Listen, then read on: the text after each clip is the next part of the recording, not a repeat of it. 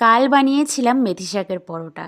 এর আগে কোনোদিনই আমি মেথি শাকের পরোটা বানাইও নি আর খাইও নি। কালকেই ফার্স্ট টাইম বানালাম আর ফার্স্ট টাইম খেলাম। আর এটা খেতে সত্যিই ভীষণই ভালো হয়েছিল আর আমার তো ফেভারিট হয়ে গেছে, তো মাঝে মাঝে এবার বানাবো।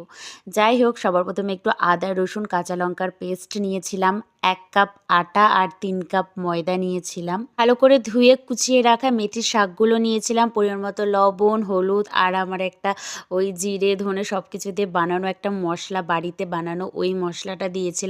একটু বেসন দিয়েছিলাম, চিনি দিয়েছিলাম আর সাদা তেল দিয়েছিলাম, ঘি দিয়েছিলাম আর দিয়েছিলাম টক দই। তো সব কটাকে ভালো করে মিশিয়ে নিয়ে তারপর অল্প অল্প জল দিয়ে আমি ভালো করে মেখে নিয়েছিলাম। আর দিয়েছিলাম হিং।